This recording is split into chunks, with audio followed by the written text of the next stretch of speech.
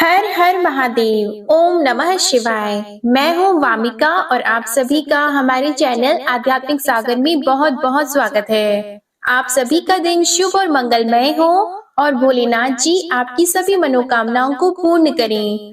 आज आप सुनेंगे फाल्गुन मास महात्म्य का अध्याय 24। श्री मार्कंडेय जी धर्मराज युधिष्ठिर से आगे कहते हैं, राजन, माहेश्वरपुर में बहुत से तीर्थ हैं। वहाँ से रौद्र वारुण तीर्थ तक जो 1 कोस की भूमि है, उसके भीतर का स्थान शिव क्षेत्र कहा गया है। जो वहाँ मृत्यु को प्राप्त होता है, वह शिवलोक में आनंद का भागी होता है। वहाँ पितरों को तिल और जल की अंजलि देने से माता और पिता दोनों कुलों के पितर महाप्रलय काल तक तृप्त रहते हैं। प्राचीन काल में ब्रह्मा जी के द्वारा वहाँ असंख्य उत्तम यज्ञ किए गए हैं। इंद्र ने भी वहाँ यज्ञ अनुष्ठान करके देवराज पद को प्राप्त किया। कार्तवीर्य अर्जुन ने भी वहीं पूर्व काल में 100 यज्ञ किए थे। राजन, पहले की बात है, अयोध्यापुरी में सूर्यवंशी राजा वैवस्वत मनु, जो साक्षात भगवान सूर्य के ही पुत्र थे, चक्रवर्ती नरेश के पद पर प्रतिष्ठित थे। वे सदा यज्ञ और दान में तत्पर रहते थे। उनके शासन काल में उत्तमपुरी अयोध्या के भीतर मृत्यु, रोग और वृद्धावस्था का कष्ट किसी को भी नहीं होता था। इसके बाद उन्हीं के वंश में परम धर्मात्मा राजर्षि सायकायन हुए, जिनके राज्य काल में समूची पृथ्वी सस्य श्यामला एवं धन धान्य से संपन्न थी। गौएं स्वयं ही इच्छानुसार दूध दिया करती थी। एक समय अयोध्या के राज्य में 12 वर्षों तक वर्षा नहीं हुई। संपूर्ण देशवासी मनुष्य और पशु मरने लगे। घास फूस, तृण, लता, बेलें तथा 4 प्रकार के जीव समुदाय भी नष्ट प्राय हो गए। उस समय देवता, असुर तथा मनुष्यों में बड़ा भारी हाहाकार मच गया। युधिष्ठिर अपने देश पर आई हुई इस आपत्ति को देखकर राजर्षि सायकायन को बड़ी चिंता हुई। उन्होंने सोचा, जन्म से लेकर अब तक मेरे द्वारा कोई पाप नहीं हुआ। मैं सदा संसार सागर से पार उतारने वाले भगवान श्री हरि का पूजन करता हूँ। ब्राह्मण और ऋषि मुनियों को भी मैंने इच्छा अनुसार तृप्त किया है, तो भी मेरे राष्ट्र में यह विपत्ति क्यों आई? इस प्रकार विचार करते हुए राजा ने बृहस्पति के समान बुद्धिमान ब्रह्मवादी वशिष्ठ मुनि को भक्ति भाव से साष्टांग प्रणाम करके पूछा, ब्राह्मण, यह 12 वर्षों की अनावृष्टि क्यों हुई है? तब वशिष्ठ जी बोले, महाबाहो, जन समुदाय में महर्षियों के वचन सुनकर उसी के अनुसार कोई उपाय करना चाहिए। तब राजा ने जनसभा में आसन पर बैठे हुए महर्षियों के पास जाकर अनावृष्टि का कारण पूछा। उनके पूछने पर महर्षि लोग इस प्रकार बोले, राजन, भूत और भविष्य काल के तत्व को जानने वाले गुरु और महात्मा मार्कंडेय मुनि के आश्रम पर जाकर ब्राह्मणों के साथ इस प्रश्न पर विचार करो। वे मुनि जो जो धर्म बताएं, वह तुम्हें पालन करना चाहिए। इसके बाद राजा सायकायन ब्राह्मणों के साथ दिव्य रथ पर आरूढ़ होकर नर्मदा के तट पर गए और वहां मुनियों के साथ बैठे हुए मुझ मार्कंडेय को प्रणाम करके बैठ गए। तब मैंने उनसे कुशल मंगल पूछा।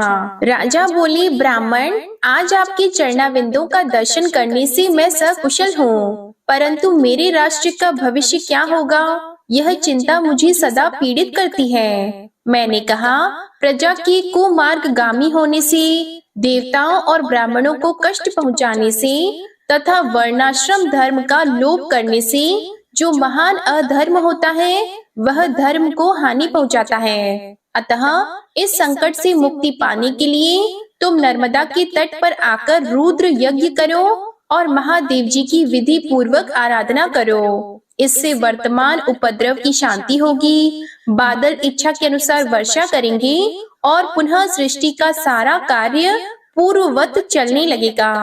तुम भी पाप दोष से छूट जाओगे तथा राज्य और स्वर्ग को पाओगे। मुनि का ये वचन सुनकर राजा ने मुनियों सहित मुझे नमस्कार किया और कहा, महामुनि, आपने कृपा पूर्वक जो कुछ बताया है, उसे मैं अपने ऊपर आपका बहुत बड़ा अनुग्रह मानता हूँ। यह कहकर राजा ने अयोध्यापुरी को संदेश भेजकर अपनी रानियों और राजकुमारों को यज्ञ सामग्री के साथ वहीं बुलवाया। उनके बुलाने पर महाराज की 1008 रानियां, राजकुमार तथा घर का कामकाज करने वाले अन्य सब लोग भी यज्ञ सामग्री सहित वहीं उपस्थित हुए। तब राजा सायकायन मुझे प्रणाम करके इस प्रकार बोले, मुने आज्ञा दीजिए, कहाँ यज्ञ आरंभ किया जाए। तब मैंने कहा, वैदूर्य पर्वत के पश्चिम भाग में यज्ञ यूप और यज्ञ मंडप निर्माण कराओ तथा यज्ञ की अन्य सब सामग्रियों का भी वहीं संग्रह कराओ। तब राजा ने यज्ञ के लिए वशिष्ठ, वामदेव आदि बहुत से ऋषियों का वर्ण किया। यज्ञ मंडप में सोने के बड़े बड़े खंभे लगाए गए, जिनसे वहाँ बड़ी शोभा हो रही थी। कुंड, वेदी और स्रुवा आदि सब स्वर्णमय थे। नाना प्रकार के भक्ष्य भोज्य पदार्थ तथा भांति भांति के रस तैयार किए गए थे। वेद पाठी ब्राह्मणों द्वारा देवताओं का आह्वान और पूजन किया गया। होम कुंड में अग्नि का आधान हुआ। धूम रहित अग्नि प्रज्वलित हो उठी। वेद मंत्रों के उच्चारण से आकाश गूंज उठा। आहुतियां दी जाने लगी। इस प्रकार विधि पूर्वक यज्ञ पूर्ण होने पर जब सब लोग अवभृत स्नान के लिए नर्मदा में गए, तब उसका जल सूखा दिखाई दिया। यह देखकर राजा को बड़ा आश्चर्य हुआ। उन्होंने मुनिवर दुर्वासा जी से पूछा, यह क्या हुआ? वर्षा भी कहीं नहीं हुई और नर्मदा का जो पुराना जल था वह भी सूख गया। इसका क्या कारण है? राजा का ये प्रश्न सुनकर दुर्वासा मुनि बोले, राजन, जल तो सभी लोगों को अभीष्ट है। तप, होम और वेद मंत्र ब्राह्मणों के अधीन है और यज्ञ रक्षा एवं दक्षिणा यजमान के अधीन है। सो सब कुछ विधिवत संपन्न हुआ है। नर्मदा जल रहित हो गई और मेघ अभी तक पानी नहीं बरसाते। इससे हताश होने की आवश्यकता नहीं है। जो चली गई है उस नर्मदा नदी के आने का इंतजार करो। तब राजा ने नर्मदा की स्तुति प्रारंभ की। हे सुरेश्वरी, तुम्हें नमस्कार है। शंकरात्मजे, तुम्हें नमस्कार है। इडा, पिंगला, उमा, गंगा, सरस्वती, वेद माता, गायत्री, सावित्री, सरस्वती, ब्राह्मी, वैष्णवी और गौरी सब कुछ आप ही हो। हे परम यशस्विनी लोक माता लक्ष्मी, पृथ्वी पर जितने भी तीर्थ बताए गए हैं वे सब आपसे ही व्याप्त हैं। समस्त चराचर जगत आपके जल से व्याप्त है। जगत में ऐसा कोई स्थान दिखाई नहीं देता जो आपके जल से आवृत न हो। आपके जल में स्नान करने मात्र से तृप्त होकर सब जीव परम गति को प्राप्त होते हैं। अमित तेजस्वी राजा के मुख से ये स्तुति सुनकर नर्मदा देवी ने उन्हें प्रत्यक्ष दर्शन दिया और कहा, राजन, तुम्हारे मन में जो अभिलाषा हो उसके अनुसार वर मांगो। तब राजा ने कहा, देवी, आप 7 पूर्व के और 7 दूसरे प्रवाहों को अक्षय करो। तब नर्मदा देवी बोली, राजन, लो, ये वरदान मैंने तुम्हें यथार्थ रूप से दे दिया। ऐसा कहकर सरिताओं में श्रेष्ठ नर्मदा जल राशि से परिपूर्ण होकर विस्तृत प्रवाहों से बहने लगी। राजा सायकायन का ये अद्भुत कर्म देखकर सत्य धर्म परायण सभी महर्षि उनकी प्रशंसा करने लगे। उन सबने नर्मदा में स्नान, अवगाहन, जलपान और पितृ तर्पण किया। इसके बाद सर्वस्व दक्षिणा पाए हुए ब्राह्मणों ने वह यज्ञ समाप्त किया। जो जिस वस्तु की कामना करता है उसे वही वस्तु दी जाती थी। इसके बाद शिवालय में जाकर समस्त मनोवांछित फलों को देने वाले देव पूजित माहेश्वर लिंग में स्थित भोग मोक्ष प्रदाता उमा महेश्वर का राजा ने विधि पूर्वक पूजन किया। पूजा में प्रत्येक उपचार ओम महेश्वराय देवाय शंभवाय नमो नमः इस मंत्र से चढ़ाया गया। पूजा समाप्त होने पर राजा वहीं हाथ जोड़कर खड़े हो गए। इसके बाद नर्मदा देवी भगवान शंकर के चरण के नीचे से प्रकट हुई। उनका वह प्रवाह संपूर्ण देवताओं द्वारा पूजित हुआ। इसके बाद संतुष्ट हुए महादेव आदि सब देवता बोले, राजन, तुम मनोवांछित वर मांगो। उनके ऐसा कहने पर राजा सालंकायन ने कहा, देवताओं, आप लोग कभी इस स्थान का परित्याग न करें। हमारे राष्ट्र में अनावृष्टि आदि दोषों से पीड़ित प्रजा का कष्ट दूर हो और वह सदा फले फूले। इसके सिवा इस स्थान पर आहवनीय अग्नि स्वयं ही सदा विद्यमान रहे। तब देवताओं ने कहा, राजन, तुमने जो कुछ कहा है वह सब पूरा होगा। ऐसा कहकर सब देवता वहां से अंतर्ध्यान हो गए। राजा का राज्य पुनः वृद्धि को प्राप्त हुआ और इंद्र इच्छानुसार वर्षा करने लगे। वह यज्ञ पूरा करके राजा सालंकायन अपने मंत्रियों तथा अंतःपुर की रानियों के साथ देव निर्मित अयोध्यापुरी में लौट आए। हे युधिष्ठिर, इस प्रकार मैंने तुम्हें उमा महेश्वर तीर्थ का महात्म्य सुनाया है। अब युधिष्ठिर को श्वेत किंशुक आदि तीर्थों की महिमा बताते हुए श्री मार्कंडेय जी कहते हैं, हे युधिष्ठिर, अमरेश्वर के पूर्व भाग में स्थित श्वेत किंशुक नामक पाप नाशन तीर्थ का महात्म्य सुनो, जिसमें स्नान करने वाले मनुष्य स्वर्ग लोक को प्राप्त होते हैं। वहाँ उत्तम सिद्धि प्रदान करने वाला श्वेत किंशुक नामक लिंग है तथा स्वर्ग रूपी फल प्रदान करने वाले ताटकेश्वर महादेव भी वहीं विराजमान है। उसके बाद वर्ण नाम से प्रसिद्ध एक दूसरा पापनाशक तीर्थ है, जहाँ लोक में वर देने वाले त्रयंबक महादेव विद्यमान है। उस तीर्थ के महात्म्य से गंडेश को स्वर्ग लोक की प्राप्ति हुई थी। वहाँ गंडकेश्वर और शुक्लेश्वर लिंग प्रसिद्ध है। नर्मदा और दंती वनी का संगम सर्वत्र विख्यात है। वहीं सब सिद्धियों को देने वाले लिंगेश्वर लिंग हैं। बालकेश्वर और पूर्णकेश्वर लिंग भी वही है। नर्मदा के उत्तर तट पर उत्तम नर्मदापुर है। कपिशिला नाम से प्रसिद्ध एक तीर्थ है जो सब अनर्थों का निवारण करने वाला है। वहीं सिद्धेश्वर तथा नाडकेश्वर लिंग है। हे नृपश्रेष्ठ, इसके बाद वैदूर्य पर्वत से पश्चिम दिशा की ओर जाएं। वहाँ शशभी और नर्मदा का संगम है, जो सब पापों का नाश करने वाला है। वहीं भोग और मोक्ष प्रदान करने वाला शशभीश्वर लिंग है, जो तीनों लोकों में विख्यात है। वह गर्दभी की योनि से छुटकारा दिलाने वाला है। यही मंडलेश्वर नामक तीर्थ और लिंग है, जहाँ मांडलिक नरेश, अजापाल और मनु सिद्धि को प्राप्त हुए थे। वहाँ यज्ञ करके मनुष्य फिर इस संसार में जन्म नहीं लेता। वहाँ तिल और जल देने तथा पिंड दान करने से जब तक चंद्रमा और सूर्य विद्यमान है, तब तक पितरों को तृप्ति बनी रहती है। वहाँ जो दान दिया जाता है, उसके पुण्य की कोई संख्या नहीं है। वहाँ से कांतारक तीर्थ में जाएं, जो सब तीर्थों में श्रेष्ठ और शुभ है। वहाँ स्नान करने वाले स्वर्ग में जाते हैं और मरने वाले मोक्ष पाते हैं। त्रेता युग में रघुवंशी राजकुमार श्री राम और लक्ष्मण मिथिलेश कुमारी सीता के साथ यहाँ आकर नर्मदा के पार हुए थे। वे दोनों राजकुमार भगवान विष्णु के अवतार थे और पिता की आज्ञा का पालन करते हुए इस मार्ग में वन में गए थे। उन्होंने इस श्रेष्ठ तीर्थ में स्नान करके भक्ति पूर्वक महादेव जी का पूजन किया था। जहाँ उनका स्नान हुआ वह स्थान राज तीर्थ के नाम से प्रसिद्ध है। वहाँ लक्ष्मणेश्वर तथा सीतेश्वर लिंग है, जो देवताओं और दानवों द्वारा वंदित है। उस तीर्थ में शूलपाणी महेश्वर का पूजन करके मनुष्य गणपति पद को प्राप्त होता है। हे नृपश्रेष्ठ, वहाँ से पुण्य तीर्थ शिवालय को जाएं। वहीं परम मनोहर माहिष्मतीपुरी है, जिसका दर्शन करके कोई भी नीचे नहीं गिरता। वहाँ अपनी ज्वालाओं से प्रज्वलित कालाग्नि रुद्र का निवास है।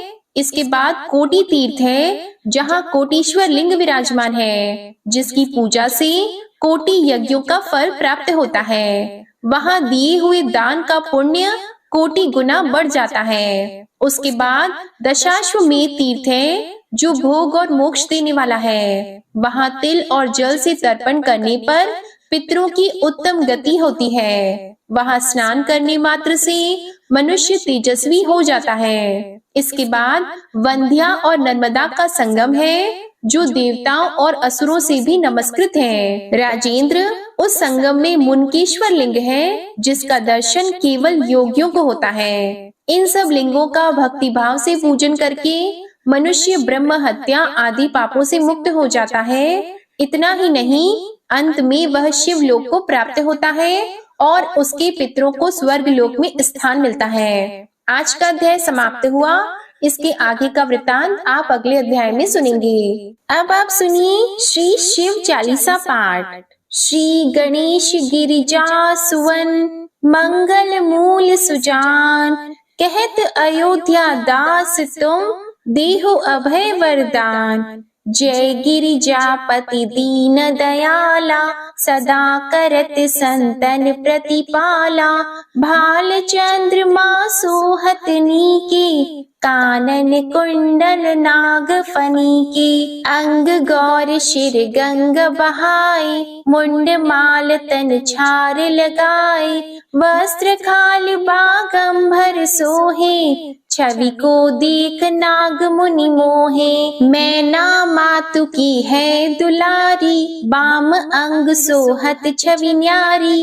कर त्रिशूल सोहत छवि भारी, करत सदा शत्रु निशयकारी। नंदी गणेश सोहित कैसे, सागर मध्य कमल है जैसे।